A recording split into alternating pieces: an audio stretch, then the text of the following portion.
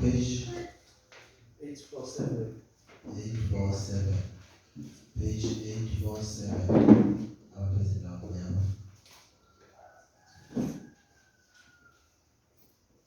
Khona uJesu wathi kuJuda abasebekholiwe nguye.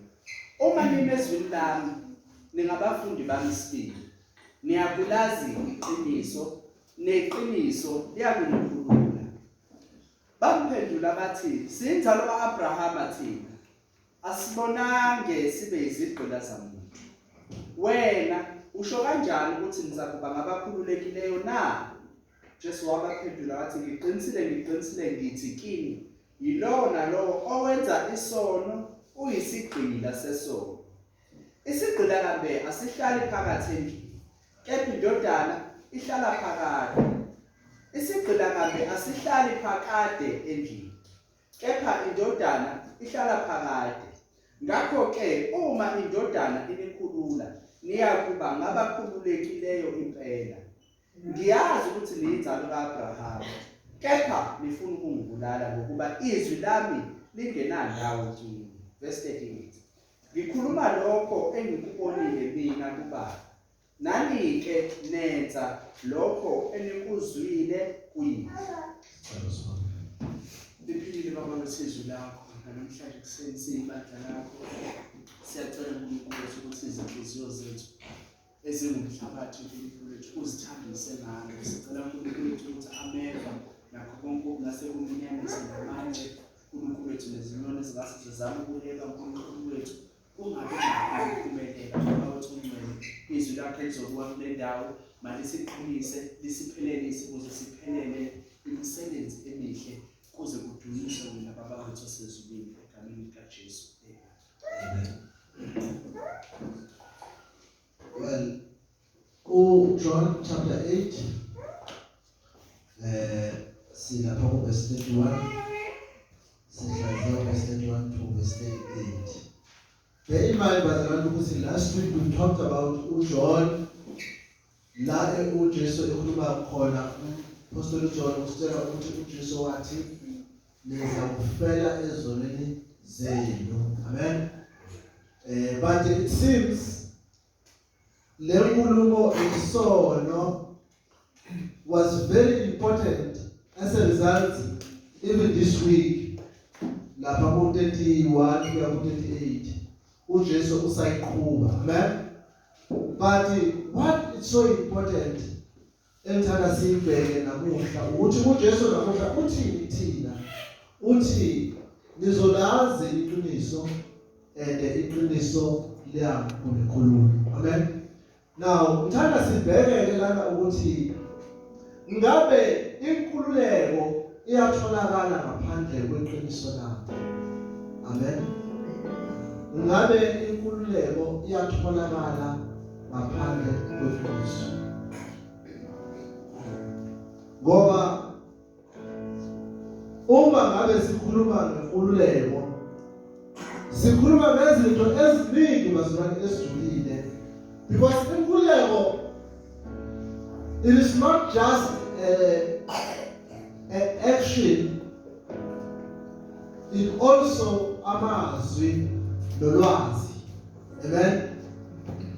A person ukuze athi free kumele abe ne-knowledge. Let me ngithathe just ukusibonelo. Ngesikhathi sobandlululo okanye isystem yobandlululo, into yokuqala yayiyenza yayi-excluda enye igroup yabantu. The first thing abayi-excluda igroup yabantu kuyona iqiniso. They wouldn't tell you the truth. Amen. Kwakunezinto ezazifihliwe ezazingaziwa abantu abamnyama ezazifanele zaziwe abelungu kuphela. Amen. Amen. So umuntu omnyama because ucindezelwe kunezinto wayengafanele azazi zifihlakale kuyena so that azobona sengathi umlungu uyelwaziyo. Mina ngoba bethu bebefundisa ukuthi umlungu uyelwaziyo, umuntu omnyama akazi. Namhlanje in fact uma ungabhedela siphila ngayo leyo nzili isakhona abantu. Even if abantu sebelazi iqiniso but leyo nto isakhona emqondweni ukuthi umuntu omnyama bayiphethe umuntu omnyama ufika leli emsebenzini kodwa bayiphethe umlungu ufika leli because safundiswa kanjalo ukuthi ibhosi right umlungu ibhosi imali lalela umlungu leyo nto yenziwa ukuthi you don't have the knowledge. Amen. But having said that, leyo nto ekuthiwa freedom ayisoze achievena ngezizathu ezithize. Ezinye zezizathu ezinzima ukuthi freedom i-achieveke. Even nakamhlanje sikwi-democracy sithi sikhululekile. We still don't have freedom. Why I'm saying that? Kunezinto ezaziwa osopolitiki thina singazazi. So kuneqiniso osopolitiki abakhuluma iqiniso. We all know that. That is why even if it claim it we are a democratic country, but we don't feel in our daily life freedom based on our suffering. Especially if you compare to Lama, they benefit from those things because they've got easy to our so we don't know the truth about those things. Amen. So umuntu oze abe le access kulezo zinto umuntu oze wathola amaqiniso athize.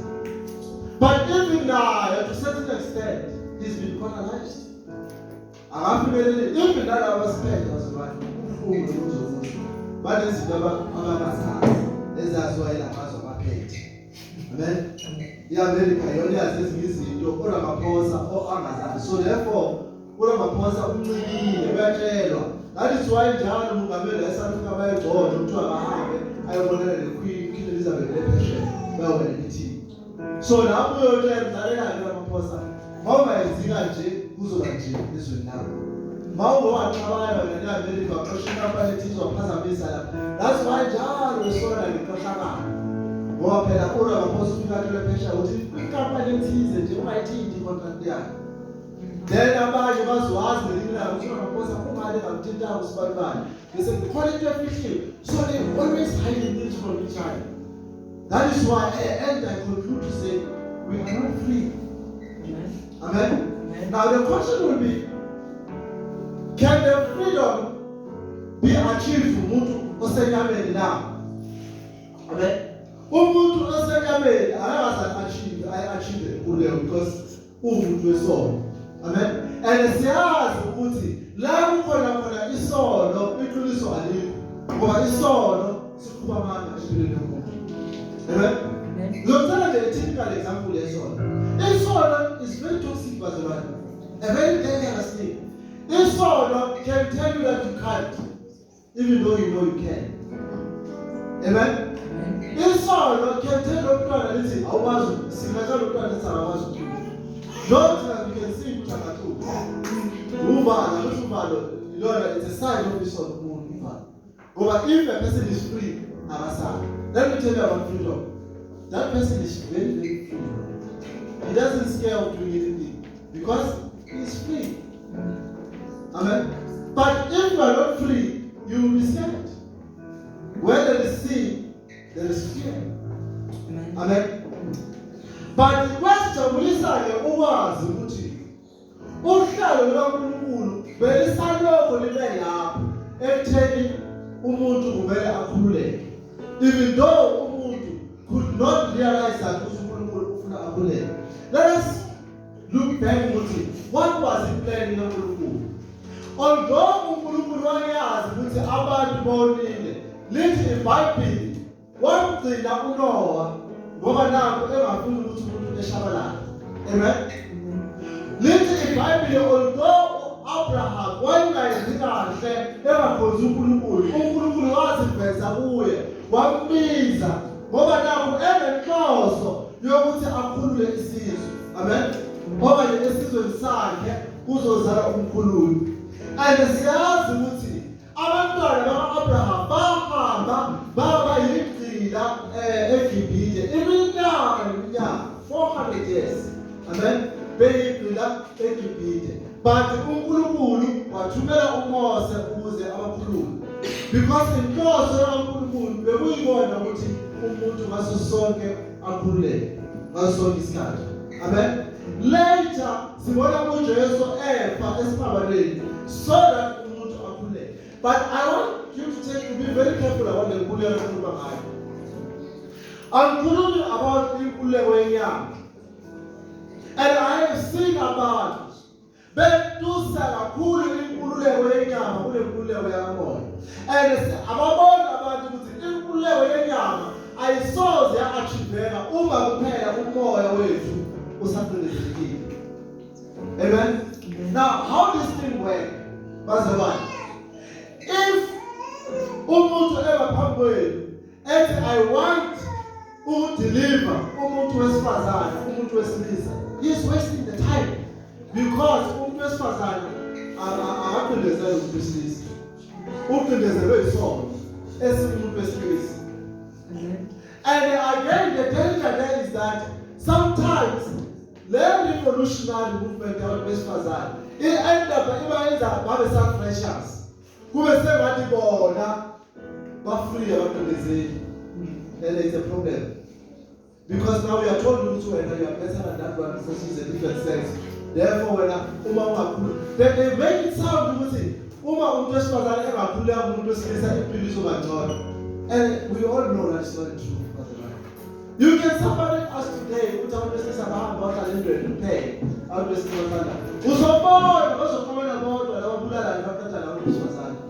it shows you the inkinger is not out there. But inkinger is inside a man.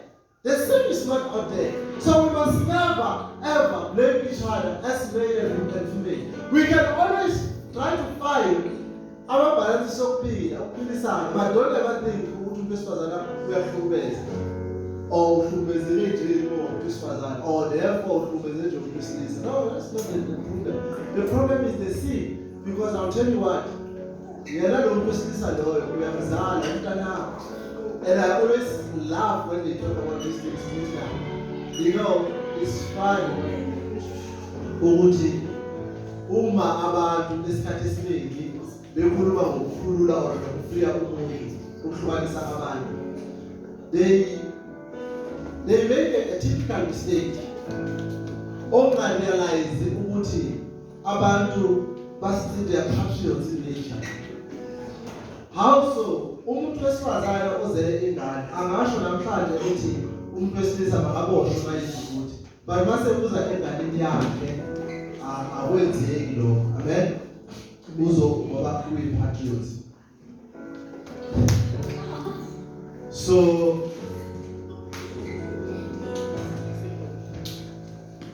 asiyeke eBhayibhelini lethu. So Jesus said to the Jewish, guys, please tell them sorry that don't pass the please.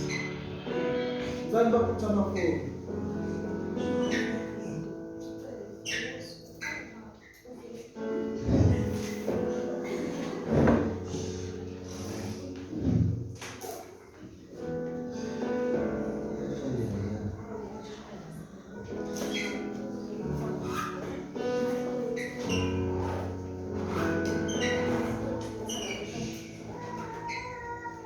So, as long as it goes around, it has a secret of the language.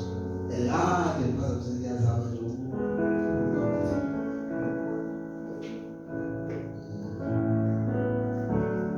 So, Jesus said to the Jewish who had believed in him, if you abide in my word, you are truly my disciple. Amen? Now, umbuzo wethu wokuqala ke namhlanje ukuthi umuntu angenza njani ukuthi akhululeke. Amen. Okanye azi iqiniso. Now lokho uJesu ukusho emveni kokunothisa ukuthi laba abazalwane bebestakile to a certain understanding, but they did not know iqiniso okuyilona lona. Now usethi kubona ukuze bakhululeke kuyomele bahlale emazwini akhe. Mina ngamanye amazwi uJesu uzama ukuthi ukuze umuntu akhululeke kuyomele ahlale emazwini kaJesu. Amen. So ngicela ufundele uJohn chapter 15 verse 4 to 7. Chapter 15 verse 4 to 7. Hlalani kini nami kini. Njengalokhu igatsha lingethele izithelo ngokwalo. Kuphela uma lihlala emvilini. Kunjalo nani kuphela uma lihlala kimi. Mina ngingumvili, nina ningamagatsha. Ohlala kimi nami kuye, lowo uthela izithelo eziningi. Ngokuba ngaphandle kwami ningenze lutho. Uma umuntu engahlali kimi, ulahlwa ngaphandle, njengegatsha abubune. Bawabuthe, bawaphonse emlilweni ashe. Verse 7. Uma lihlala kimi, namazwi ami ehlala kimi, niyakucela enikuthandayo nikwenzele. Amen. Uma lihlala kimi nami ngihlala kwini, niyakucela enikuthandayo. Now, but I want us to focus la uJesu Kristu ethi khona ngingumvini okuwona wona. Now, siyazi ukuthi ke uma kukhululwa ngesihlahla esinamagatsha, amagatsha abambelela kwindawo ethize okuyiyona yona enkulu. Amen. La khona kuphuma khona isupply ukuze akwazi ukuthela ezithelo. Kanjalo ke nezwi likaNkulunkulu lilokho lisabazelwayo. Amen. Simeleke sibambelele ezwini. But one of the important things engiyaziyo bazalwane emfisa again and again siyasho, I don't know, but it seems we are called to hlahla siphila. Uthi bazalwane, it's very important ukuthi sifunde iBhayibheli, sifunde izwi. Because ngempela ngaphandle kwezwi asisoze sa-understand. Amen. Asisoze. I always believe ukuthi one of the signs of the true church is a church that is orientated ezwini. Amen.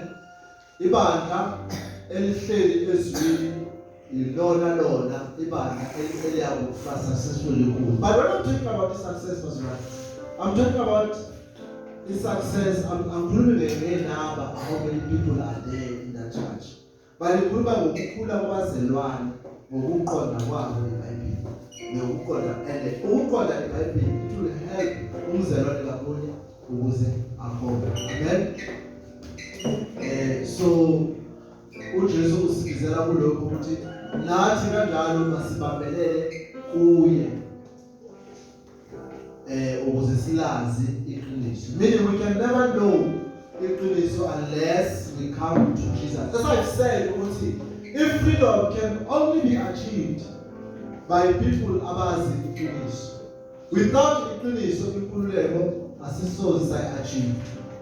Amen. But masikhuluma ngenkululeko kamoya, sikhuluma ngenkululeko yokwazana noJesu Kristu. Sikhuluma ngenkululeko yokuqonda izwi lakhe. Amen. Sikhuluma ngenkululeko yokuba munye naye nokuhamba naye impilo yakho yonke, yona nkululeko leyo. But we all know bazalwane ukuthi the last stage of that freedom engikhuluma ngayo yingalesi esefika esesithatha esesisa ekhaya. Amen. La khona kuzokubekho khona isono. Because as I said, asikwazi ukukhululeka emzimbeni wenyama singakhululekanga emzimbeni kamoya. Amen. So umuntu kamoya uyena ophethe ikey yenkululeko yomzelwane kamunye. Amen.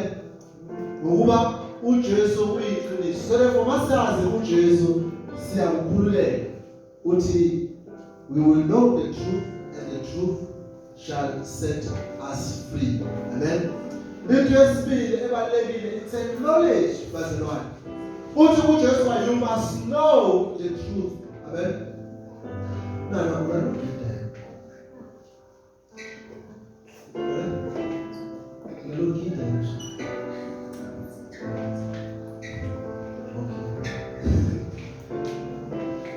You see,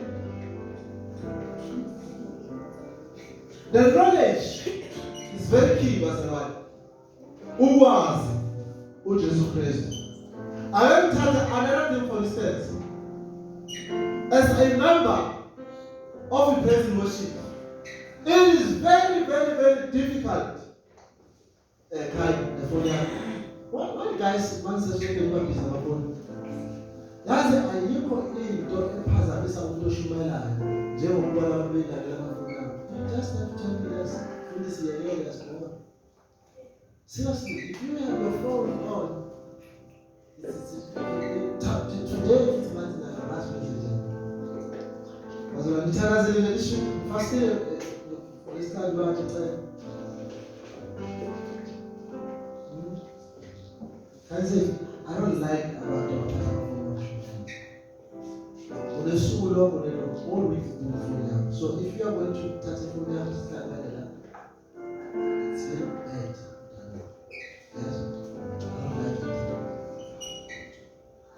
That's a part of some plan.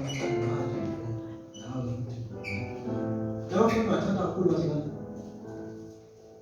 Now we are time to go. We better also. That's a better plan. It's a part of the seniors.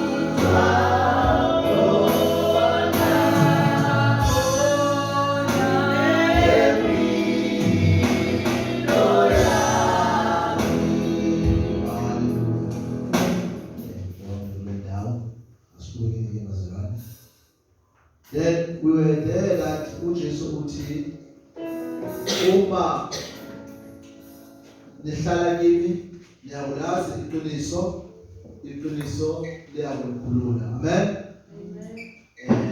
So ke bazalwane we only there ukuthi inkululeko ifunyanwa emazwini ezwini likaNkulunkulu. Amen. As I said, sikhuluma la ngenkululeko ekaMzelwane, inkululeko kaMoya. Hayi le yezwe bazalwane. Hayi le democracy. There's no freedom in democracy as far as I believe, because we know ukuthi iqiniso alitholakali kwezombusazwe kwezepolitiki. Amen. So we have to know ukuze silifumane iqiniso kuyomele sihlale kuJesu Kristu kuyinkosi nomsindisi. Amen. Now into engifuna futhi sibheke esibili ukuthi asimele sipractice isono. Amen. Now let us see. They answered him. They answered him, we are offspring of Abraham. We've been never enslaved to anyone.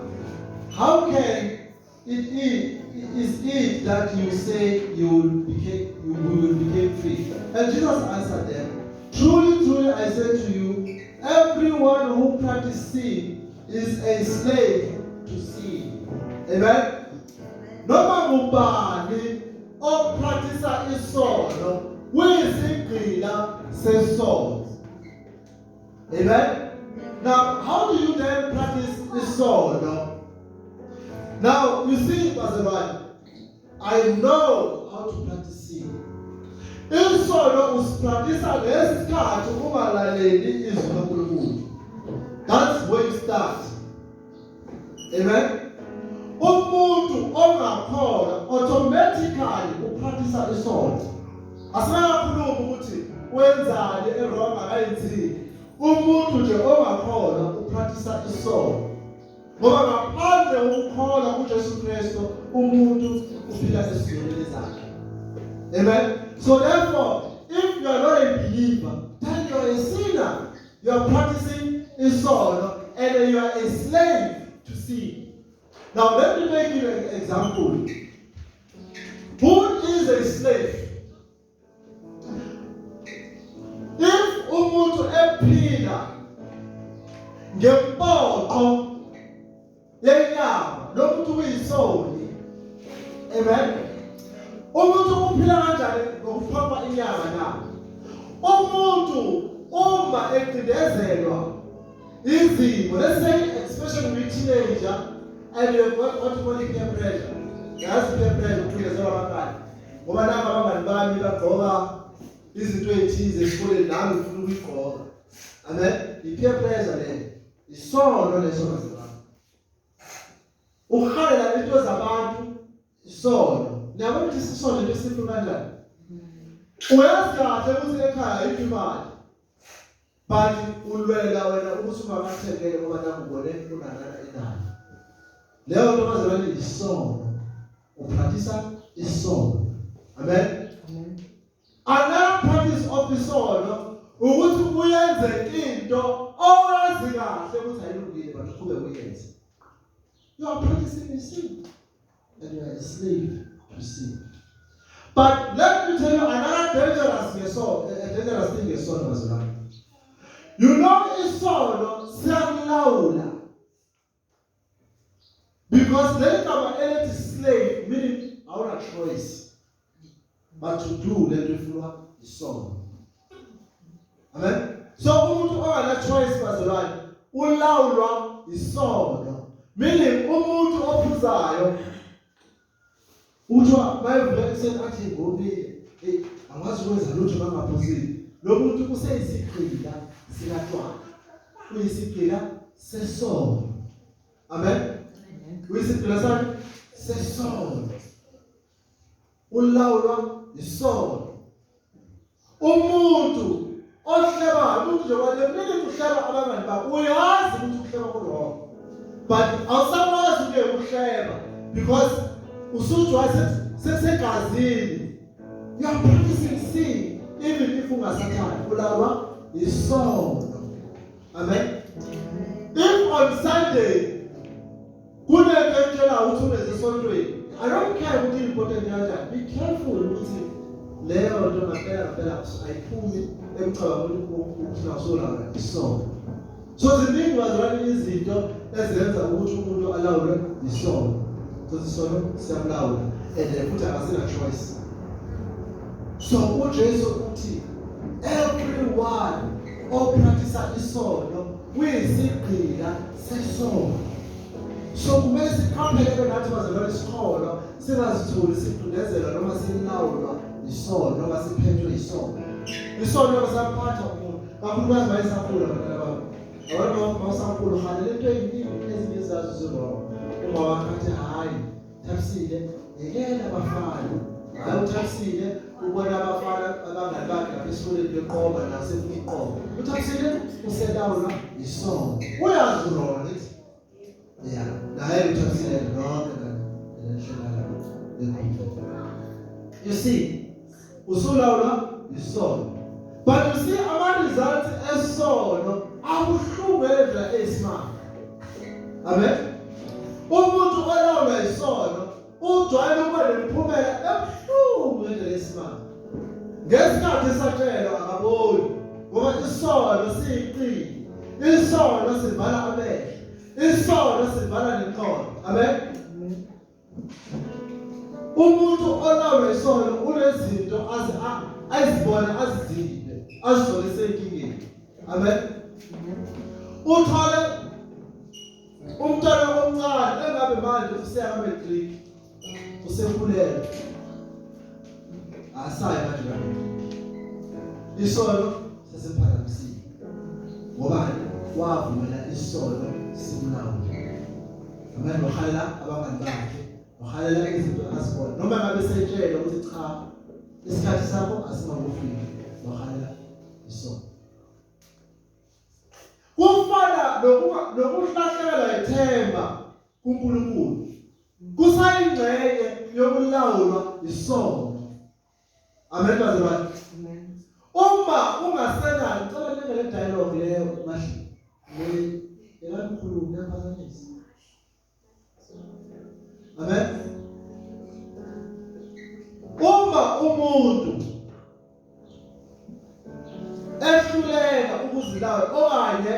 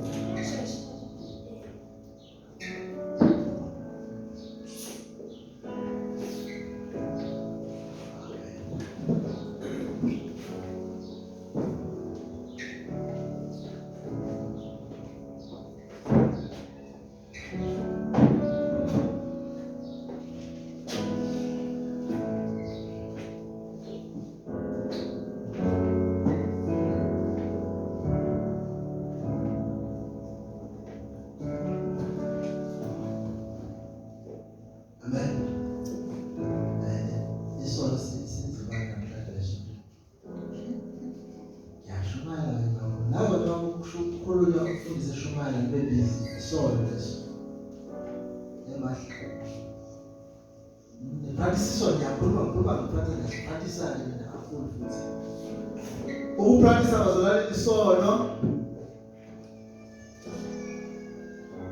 kuyingozi. Amen.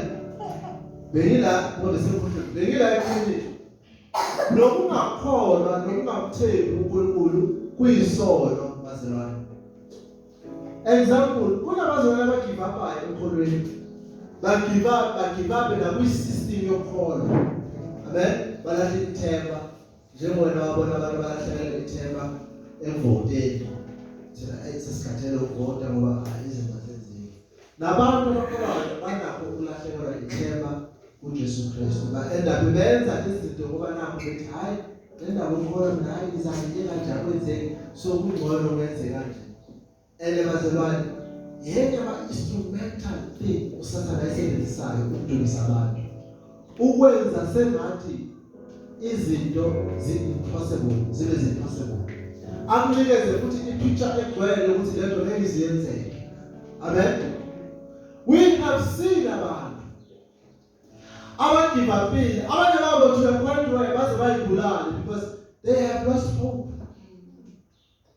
Amen. And it's very challenging to see abantu losing hope and knowing exactly what it is not as a result of uNkulunkulu ibona who have left faith. Amen. They lack faith to the point of death. You know, let me tell you something. I told you about maybe this story before. Kutwa Japan is one of the countries and a suicide. I want to answer this simple question. But you see in Japan, in a high, and in Japan is a very, very, very rich country. I want to say Japan as well. Amen. Uber in Japan is not a luxury. It's a basic. Drive a in Japan. It's a basic. You know, taking model in Japan, they don't get excited because in Japan taking model to come on. I found that in South Africa now, it's about taking model. Kuna bafundisa abazibaphizi, but how to say that? You know, it shows the level of poverty in South Africa. Even the Muslims, they are so poor. Bawaship and model. I've seen abafundisi benza njalo. Umuzwana bayithi imoto. That's Africa, but easy, it's poverty. But the right to call, I mean, I'm putting out a way to pay. Woman might tell you, who's a copy of how was the money? Since I'm going to take the fridge. We'll take the fridge. You see, the poverty, but also it's a result of sin. Because the poverty now, we saw a soul as truly. Abantu base Japan, but still, when the man went down, let me tell you one of the reasons abantu base Japan basibulala. Kuthiwa abantu base Japan bathembele kakhulu kuhulumeni wabo nomphakathi wabo. Amen. Bathembana and ngendlela abathembana ngayo.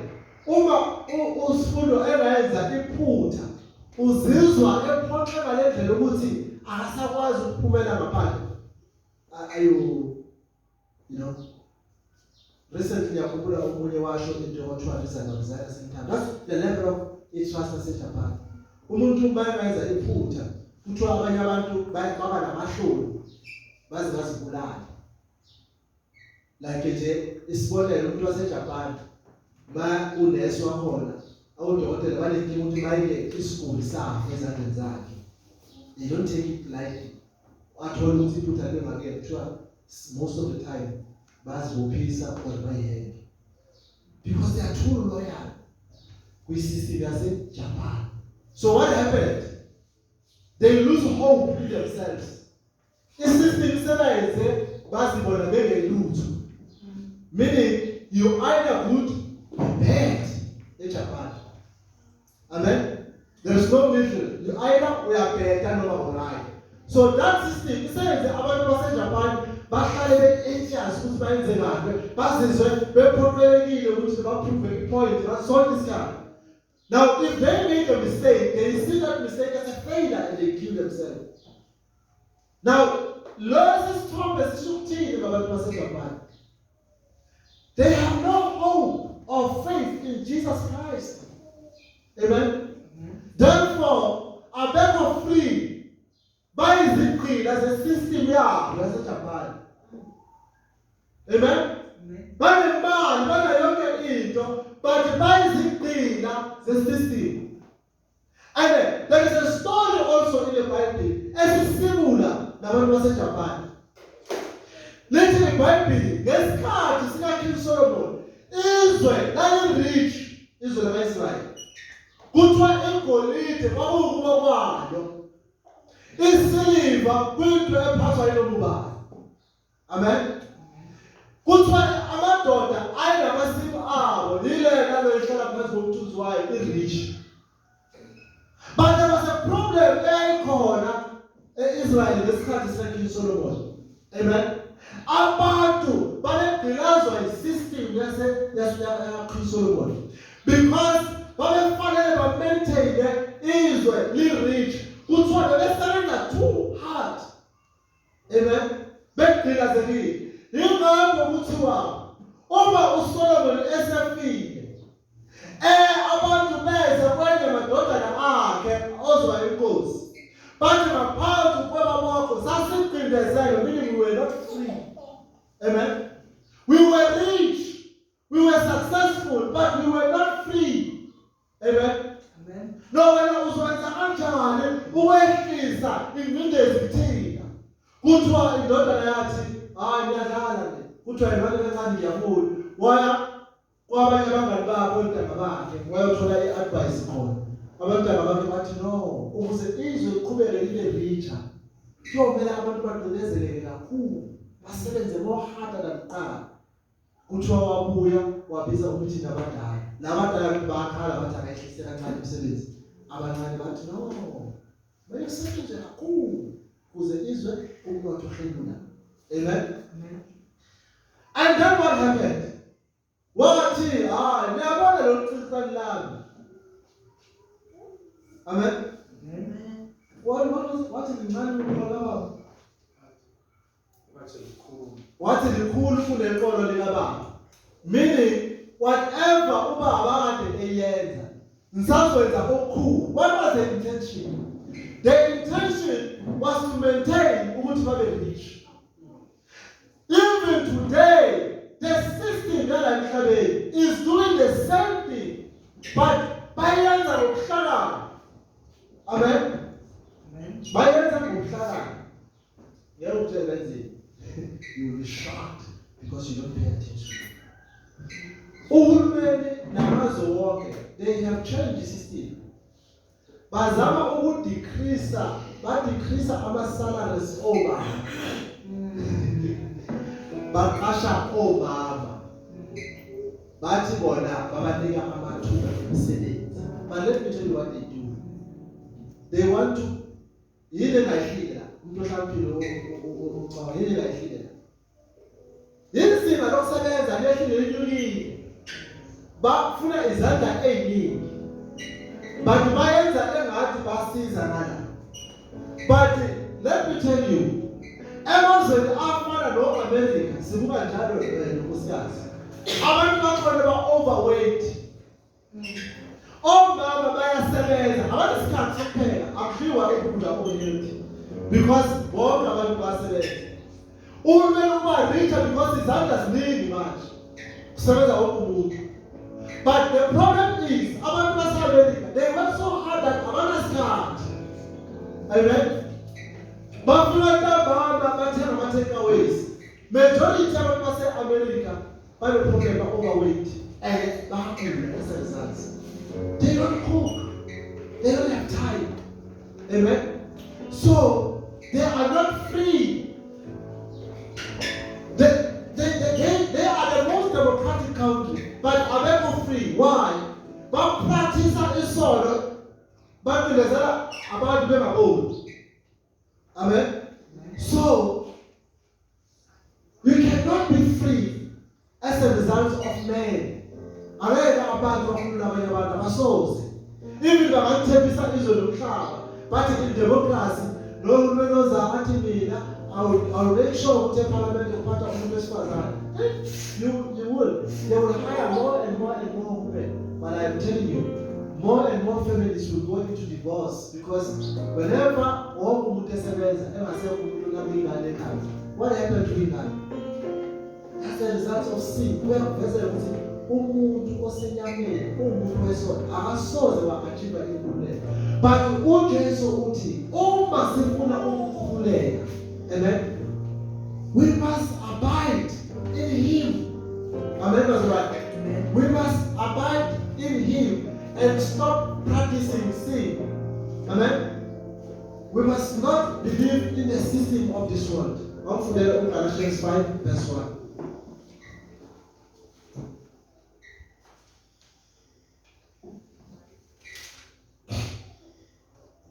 Ngakho yibani ngabalingisa uNkulunkulu njengabantwana abathandekayo.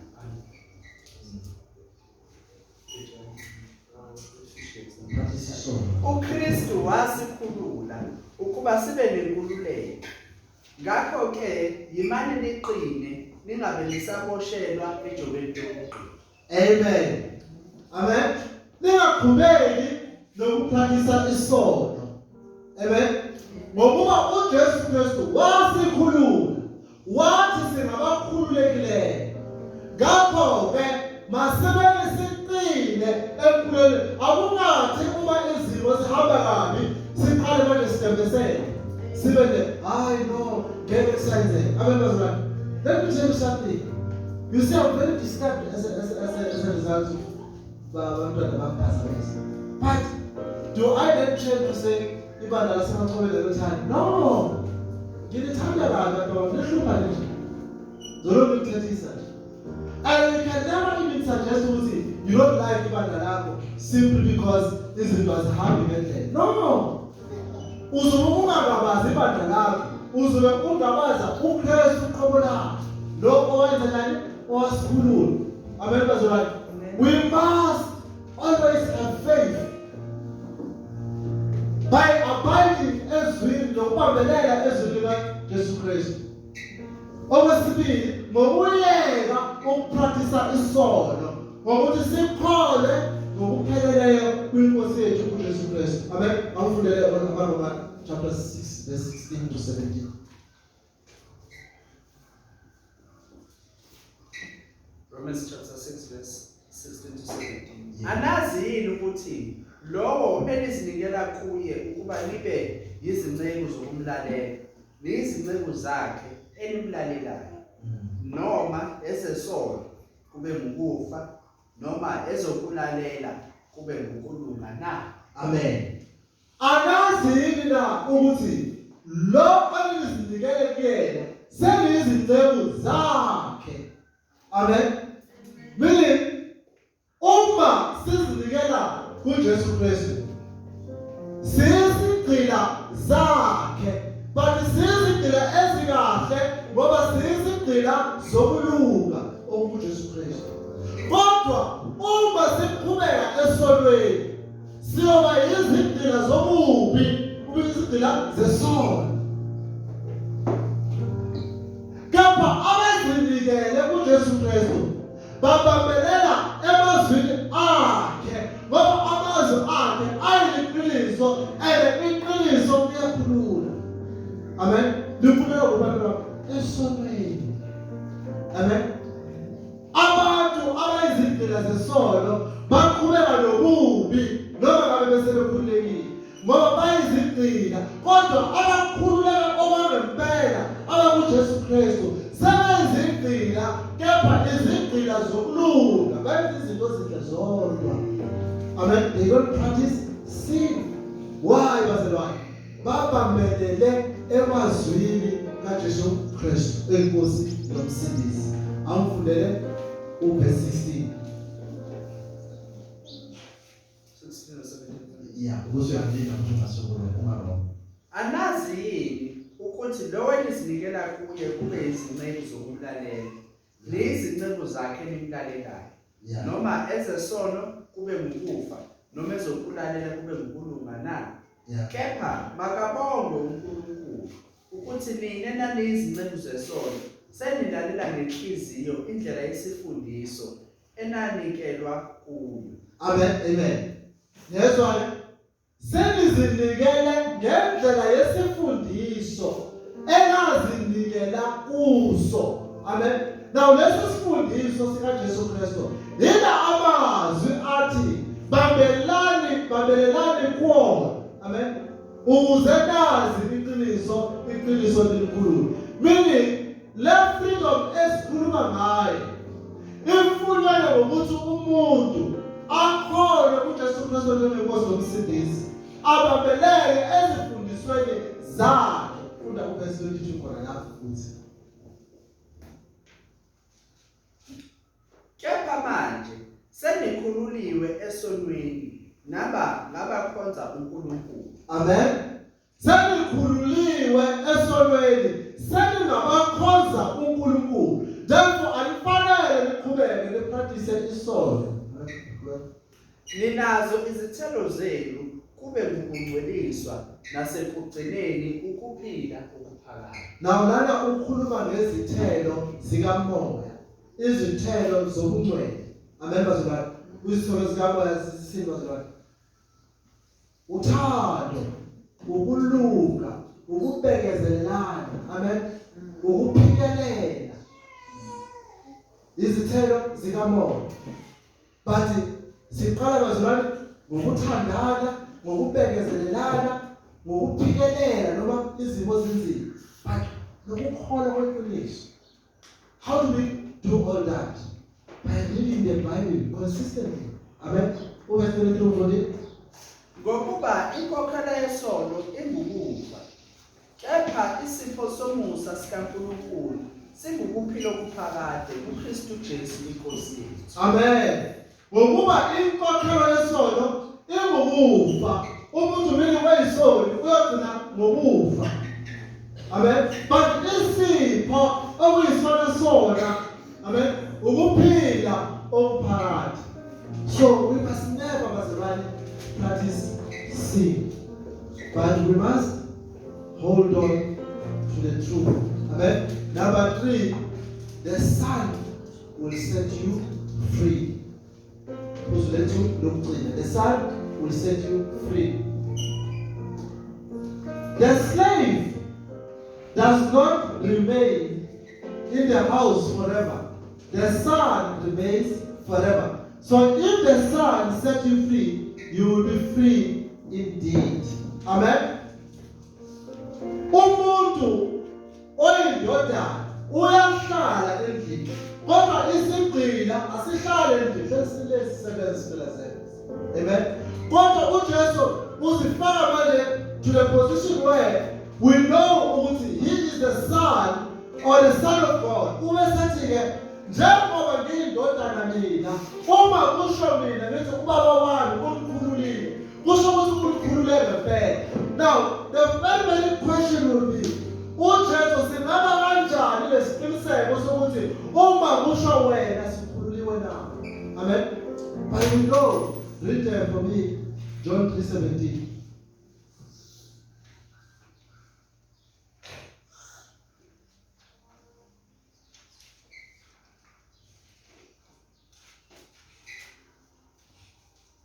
John chapter 3, verse 17. Ngokuba uNkulunkulu kayithumelanga indodana ezweni ukuba yahlulele izwe, kodwa ukuba izwe lisindiswe. Now the first thing la esizwayo, uNkulunkulu akayithumelanga indodana ukuthi, but what do we have there? uJesu indodana ithumelwe ngubaba. Already we can understand ukuthi indodana ithunyelwe ubaba. Therefore siba ne-assurance ukuthi uJesu uyakusikhulula ngoba uthunyelwe ubani? uNkulunkulu. Amen. Ukuze amthumelanga ukuze azosigqilaza noma azosikhondema, kodwa umthumele ukuthi azosikhulula. Amen. So therefore sinesiqiniseko sokuthi indodana enamandla yokusikhulula. Kodwa ke into ebalulekile ukuthi sibambelele emazwini ayo bese siyeka ukupractice isono. Amen. Funda khona la chapter 2 verse 11. Ngiqinisile ngithi kuwe, sikhuluma sikwaziyo, sifakaza ngesikubonileyo, kepha anibamukeli ubufakazi bethu. Nxa nintshela okomhlaba kanakholwa, ningakholwa kanjani uma nintshela obasezulwini na? Akakho wenyukele ezulwini, kuphela yena owehle ezulwini, indodana. Yes. Verse 38 uthi, I speak of what I have seen with my father, and you do what you have seen with your father. But I want the upper part. Ngibone lokho engikwenzayo kubaba wami. Mina uJesu uthi, rest assured ukuthi I am the Son of God. Amen. Ngokuba mina ngiphuma uNkulunkulu and ngimbonile uNkulunkulu. That is why lapha ku chapter 3 verse 11 uthi sifakaza esikubonileyo, siqiniseke ngo esikwaziyo.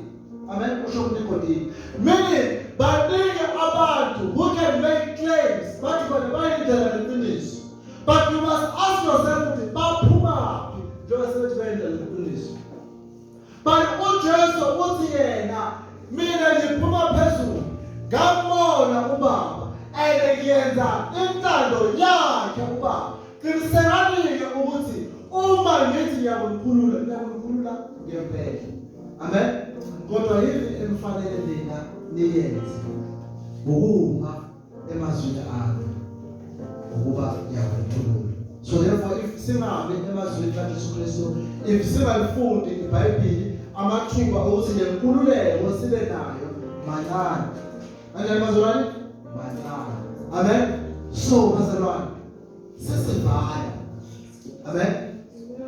Asibambeleleni emazwini kaJesu Kristu. Siyeke upractice isono. Amen. After all, kuye sifumana iqiniso. Kuye sifumana inkululeko. Abide in my words.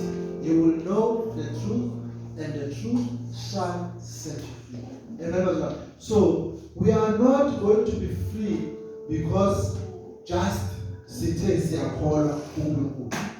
Amen. It's a claim. What are you doing? It's a claim. You are making a claim. But what into enza kubona ukuthi umzalwane uyabona? It is not a claim. Because uJesu uthi we shall see them by their fruits. Siyabona ngezithelo. Uma umuntu ethi uyakholwa kanti siyabona impilo yakhe uyaqhubeka nokupractice isono, then siba nokungabaza ngalo mzalwane ukuthi uyakholwa na. Amen. We can only come to a certain state of freedom uma ngempela sithela izithelo zokukholwa. Senza izinto zokukholwa. Sihamba indlela zokukholwa. Amen. We must always be strong on that one. And futhi singabi nokungabaza ukuthi uJesu Kristu oyindodana kaNkulunkulu unamandla okusisindisa. Amen. Because kuye sinenkululeko. Kuye sifumana iqiniso. Kuye sinokuphila kwethu okuphakathi. Amen. So therefore sibizelwe ukuthi sizwe amazwi akhe. But you see bazalwane, it's a minor thing ukuthi hayi is, you know, I've been a Christian for a long time, maybe not long enough, but long time. Ukuthi understand ukuthi kunabazalwane abahlezi bekhuluma ngezwi. Hayi namandla izwi, but they don't know ukuthi izwi yini. You know there are many Christians abakhuluma the same language esikhulumayo. Amen. Hayi izwi namhlanje liyangibusisa. Hayi izwi hayi likhuluma nami. But they themselves, they are not friends with the Lord. Amen. You see, it's same like me na ngibe la ngibe khona ngisho umculo othize ngithi ngiyamthanda but mina lo mculo asazana. Yabona usijayi kusiyabona ukuthi ujama kusiyabona amazinto. Uyathanda. Amen. Ingane ziyamthanda but ziyabona ukuthi no, zimazi nje TV. Asimazi ukuthi umuntu onjani, asimazi ukuthi futhi mayiphuza utshwala uba njani, asimazi ukuthi mayidiniwe uba njani. But thina uma sithi siyalazi izwi, siyathanda izwi, kumele silazi bazalwane. Silifunde, silazi, sibe nobudlelwano nezwi. Kungabi into ekude nathi siclaim ukuthi siyalazi. Amen. We must read it and pray ukuthi uNkulunkulu asize ukuthi si-understand. Because you see, uthi uJesu mawulandela sentence, uthi you will know the truth. Nizowazi iqiniso. You see bazalwane, ngaphandle kokumazi uJehova, you will die. That is why uJesu encwadini yaseHosea uthi abantwana bami bayabhubha ngenxa yokuswela ulwazi. So knowledge is important. So bazalwane, you are not going to know, I'm not going to lie to you. You are not going to know uNkulunkulu ngokuthanda. No. Ukuthandaza, you will be asking God to reveal himself. But indaba ezimnandi uNkulunkulu usesivezile kithi ngendodana yakhe uJesu Kristu. Meaning thina manje what we must know. We must know indodana. Sibambelele kwindodana esizwe lokho indodana esitshela kona. Yingakho kwenyinto ukuthiwa yathi bebephetha ukubhaphathisa kobezwa izwi lithi lo indodana yami enginene ngayo. Laselithi ekugcineni muzweni. Amen. Abantu baba kubalekile noma mangimela ngikhuluma nina busy lapho ngibabikho nesa. Nayazi kodesa. Oh, ufile la. Ingagoqoqa thanazi bethu. You see kodesa umhlangano obanjwa uMandela la emathandana eyinsibeni. Baba umhlangano omkhulu omthembu kodesa wayo. Amen. So ikodesa ngifune sokuthi bakushumayela. Ngoba ukushumayela la siyokhuluma indaba zikaJesu.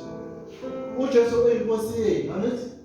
Manje inkosi yenu nabayikhuluma nje umathanda. Hayi mina ngibe inkosi. Kodwa mawukhuluma azi ukuthi ngizofakaza ngubani ngoJesu, amen. Manje manilalela indaba zikaJesu nekhulumela nibhizi namafonini. Nazi ukuthi uJesu wakwenza esontweni. Kuthiwa wakwamela benza njengaye. Wathatha ibukalvasi. Usisibhaqa kanzima kakhulu. Wabashaya wakhahla amatafula abo la ngoba bebengezwa. Nale ilanga nje banenkinga. Afuna ukusho ukuthi mina ngizenzani. Amen. Yelo Paul. Sengahlupha nje manje esontweni. Niyele bantu bami yazi.